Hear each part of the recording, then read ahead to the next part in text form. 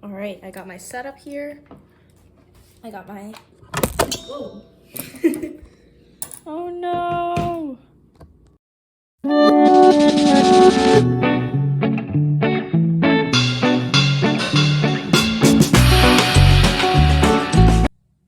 Hey guys, so just wanted to show you some of the cool updates that's happening on this channel. I got a really cool tripod type thing for filming the videos, so I'm hoping that the video quality comes out better this time. So leave a comment down below if you see any difference. Hey guys, what's up? Welcome back to another video. I hope you guys enjoyed the last video. We made some homemade veggie burgers, so that was really fun. But this time, I want to share with you a new, let's say, form of cooking. This time I'm going to be baking. I got a lot of requests to start doing some sweets on my channel, and I was kind of struggling with how to find a sweet that would be healthy, because one of the main focuses on my channel is trying to make the foods that we all love in a more healthy and sustainable way for all of us. So I decided on making a cheesecake. So for those of you who don't know, I just had a birthday, actually yesterday, and I'm always a big fan of cheesecake. Ever since I could remember, I always ended up having something other than a birthday cake for my birthday party, whether it be a stack of cannolis or cheesecake or literally anything else. So today we're going to be trying to make cheesecake with a twist. I'm going to try to make avocado cheesecake. So I know that might sound a little bit grody. I'm hoping it doesn't come out an awful color of green, but I do think it's going to be good, and since that avocado has that buttery texture, hopefully it'll be a success. So let's see what happens. Alright, so let's hop right into the recipe. So as you know, there are two main parts to a cheesecake. There's going to be some sort of crust, and there's going to be some sort of creamy filling. So I've decided to go for a graham cracker crust today. So I'm using these cinnamon sugar, just normal graham crackers. We're gonna need a stick of butter and some sugar. You can use brown sugar too, but that requires you to bake it, and this is gonna be a no-bake cheesecake because I feel like if you bake avocados, it's just gonna be hot guacamole, and really, who wants that? So I've kind of done a little research on what we're gonna need, but I'm using the Food Network's no-bake cheesecake recipe. So it calls for 9 ounces of graham crackers. So I'm just gonna use 2 of these packages. And what I'm going to do is place them in the Ziploc bag. 1 whole package of graham crackers is around 14.4 ounces. So I'm just going to do 2 out of the 3 packages to get 9. All right, now that we have our bag ready, I'm going to grab first. And here comes the fun part.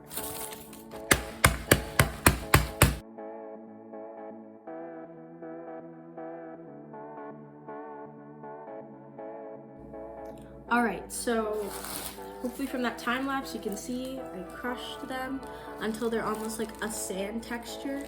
I don't want any big chunks in the crust, so I just kept going until it was good enough.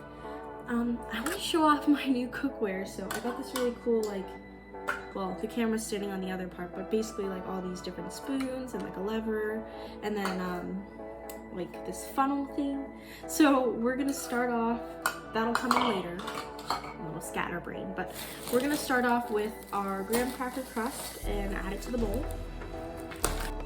Okay, here's what I think. If you're gonna make this recipe, use a food processor. I've been sitting here for 15 minutes and crushing these graham crackers, and I really think there's a more effective way to do it. So next time, if you make this at home, use a food processor. All right, but moving on, I'm going to add 1 cup of sugar. Use my handy dandy funnel here. You know, I wanted to upload for a while, but I haven't been able to because I've been studying for the AP tests. And let me just say, AP tests are hard. Like when I first signed up for APs, I really thought it was going to not be that hard, just like a challenging class, but you really got to be good at test taking skills to do that. So those are really kicking my butt. So I've been working on that. But now, since I'm done and we get the opportunity to do a bio research project, I'm going to be uploading much more often. So I really went from 1 cup to like that much. So I'm gonna say like 1/3 of a cup, but I'm going to add more for sure. Okay, so I added some sugar, maybe 1/2 cup. Stir it in. I'm just going to try a little bit to see if I need more sweetness. I think it's pretty good. I'm going to add a little bit more sugar because I don't want it to be too sweet. I don't want it to be too sweet. All right, the final step is we're going to add our melted butter. So I just took a stick of butter, melted it in the microwave, and it is looking good. Let me stir this and I'll show you what it looks like. All right, I got a nice overhead view this time. So this is what our crust is looking like. It's looking nice and combined, but not like a big ball of dough. So I'm going to get the springform pan, we're gonna lay this down, and then we're gonna start working on the batter. All right, so I got our springform pan. This has to be one of my favorite cooking tools. The coolest part about it is when you cook cakes or anything that you're afraid that's going to stick to the sides, you just pop that out, and then bam, your cake comes out.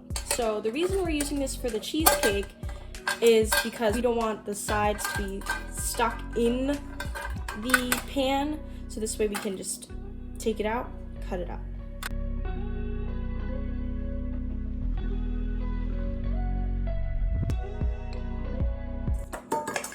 My plan is I'm gonna put it in and mash it down with a cup so it'll coat the sides of the pan. So while we're sitting here and mashing, I want to talk to you about cheesecake and how it relates to my life. So I've always been a fan of not super sweet sweets, whether it be, you know, cake without the frosting or cannolis. I love a good cannoli, but cheesecake is really one of my favorite desserts because it's so tangy that it doesn't overwhelm you with the sugar. In terms of what is my favorite cheesecake, I gotta say, one of the best cheesecakes I've ever had is Wegmans, just that one slice of cheesecake.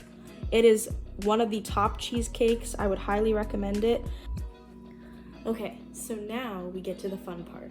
We're gonna peel and pit 3 ripe avocados and roughly chop them so that when we mix them together, they're gonna be well combined and we don't get any of the avocado chunks in our cheesecake. I was never a big fan of avocados, but you know, they're really good for you, and that's something we'll talk about later, is how they have healthy fats.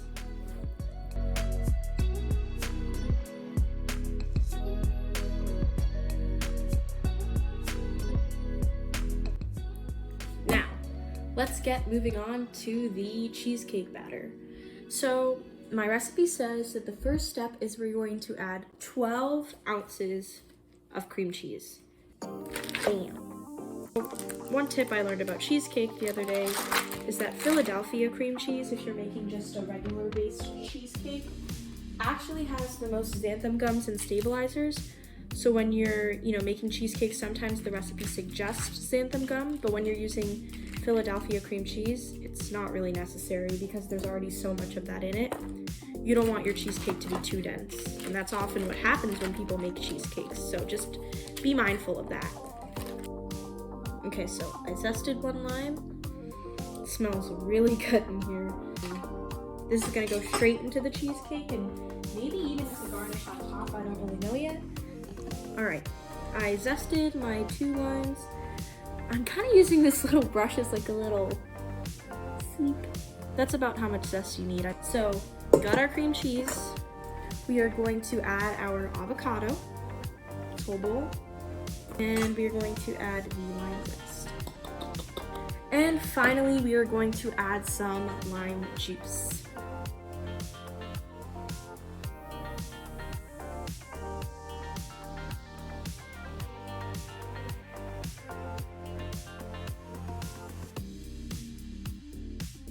Now I'm going to grab my hand mixer and we're gonna blend this up. Okay, so the next part of the recipe is to add coconut cream, which is basically like a hardened coconut milk, but unfortunately my grocery store didn't have that. So I have some coconut milk.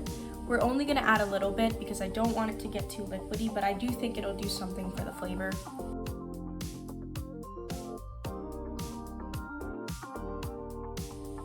Okay, now that I have the coconut milk cream in there, I'm gonna take my spatula and combine it in.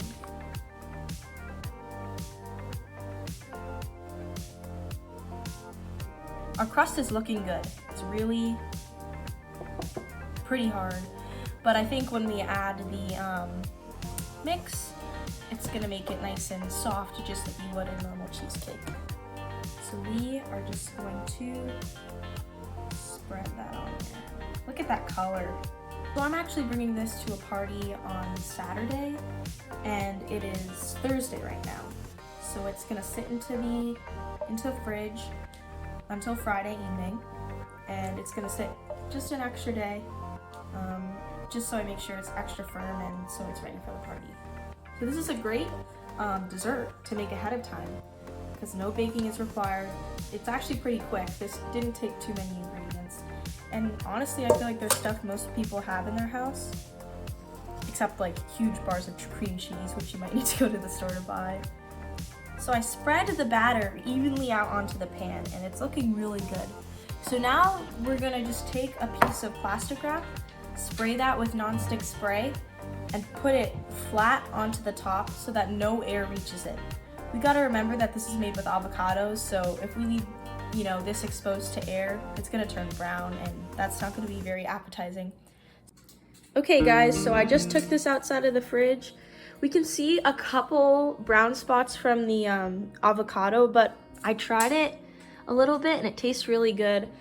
One thing I definitely want to improve on for next time is, as you can see, I raised the crust well above the sides, but a lot of it came out when I took the springform pan out. So I would definitely grease the pan or add more butter to keep it more together, or maybe even bake the crust beforehand, even though that's what the recipe didn't suggest, but I think that would be a good option. But yeah, we're gonna take this to my friend's house and we're all gonna taste.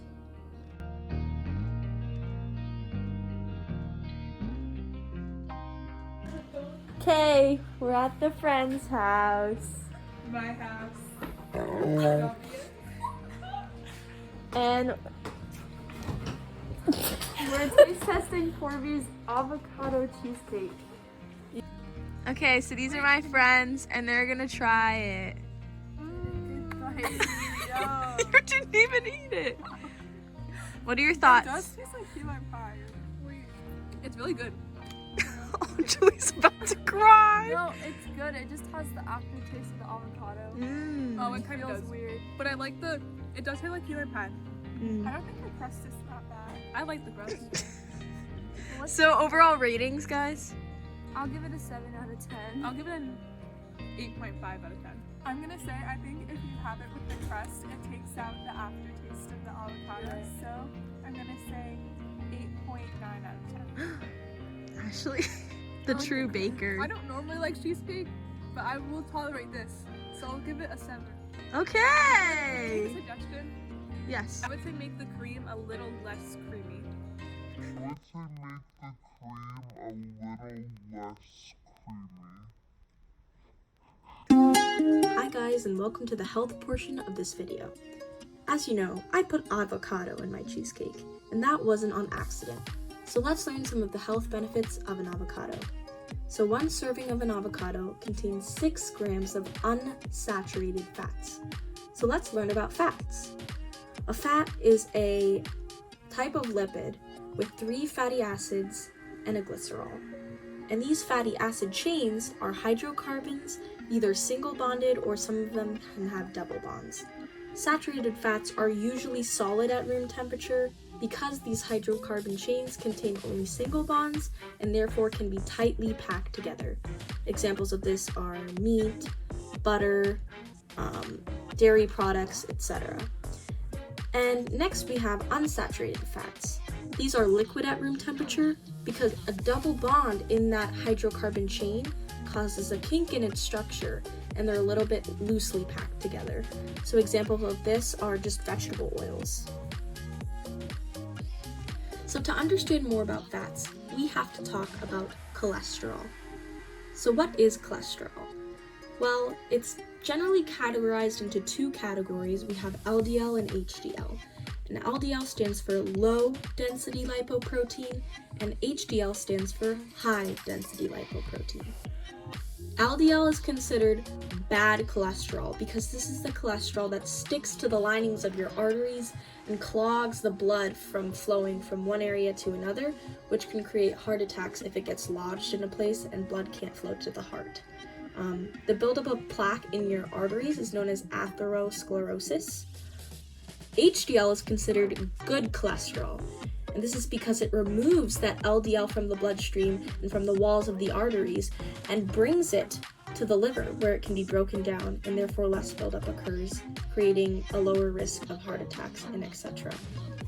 LDL is usually associated with saturated fats, while HDL is usually associated with unsaturated fats. As I mentioned before, saturated fats are high in LDL, meaning you're getting more buildup, more plaque, which is definitely not good for your health in the long term. Unsaturated fats lower cholesterol levels because of their high HDL rates. There are monounsaturated fats such as avocados, which you should know because we've been talking about that, and polyunsaturated fats, which are like fish oils and regular oils and So now we know about the amazing avocado's fats and how it contains those unsaturated fats that have high HDL contents, removing that nasty LDL cholesterol from your arteries and preventing buildup. Let's talk about some of the other benefits. One of the chemicals that avocado contains is called beta-cytosterol, and this helps to remove cholesterol from the blood, which is, again, super helpful. Next, we have vision. There are antioxidants in the avocado that protect your eye from UV damage, leading to a lower risk of macular degeneration and better eyesight in the future. Avocados are high in potassium, which, if you didn't know, is one of the main elements we need for our body, and it helps to promote bone health, so lower risk of osteoporosis in the future.